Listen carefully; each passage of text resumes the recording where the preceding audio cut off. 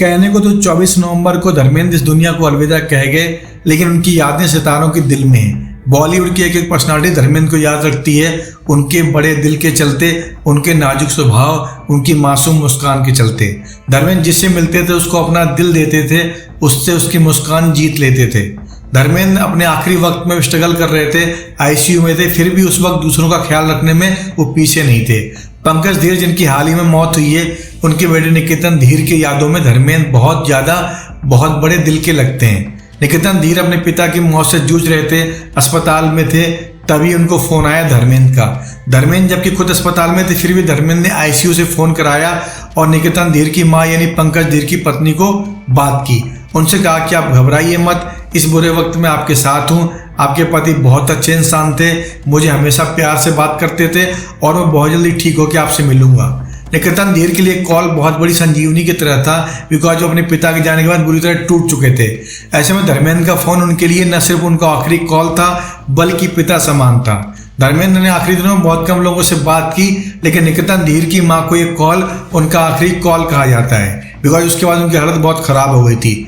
धर्मेंद्र ने इस कॉल के जरिए न सिर्फ निकेतन धीर में नई जान फूंकी, बल्कि उनकी मां को भी सांत्वना दी।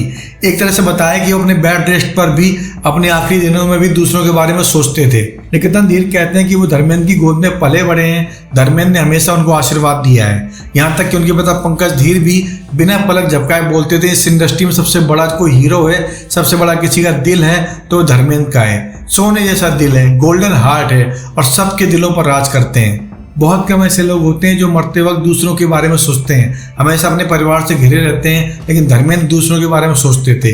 यहाँ तक कि निकेतन धीर की मां को फोन करने के अलावा शत्रुघ्न सिन्हा से भी बात की थी उन्होंने और कहा था कि मैं हेमा का गुनाहगार हूँ। उनको बहुत गिल्ट था इस बात का कि हेमा को वो टाइम नहीं दे पाए, ना ही वो पूरा रसूख दे पाए जो पहली पत्नी के साथ उनका वक्त बीतते वक्त मिला। बहरहाल धर्मेंद्र का वो आखिरी कॉल निकेतन धीर को गया था, हो सकता है मालिनी को भी गया हो, लेकिन ऑन रिकॉर्ड अभी तक निकेतन धीर ने बोला है। तो मौत से पहले धर्मेंद्र के आखिरी कॉल में भी उनकी भलमनसाहट दिखती है, उनके बड़े दिल का सबूत दिखता है।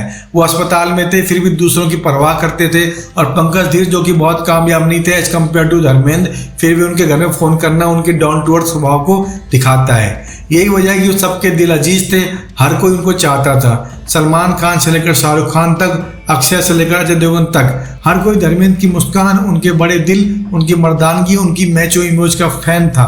आज धर्मेंद्र नहीं है, बट उनके आखिरी कॉल की गूंजें निकेतन धीर के कान में गूंजती हैं।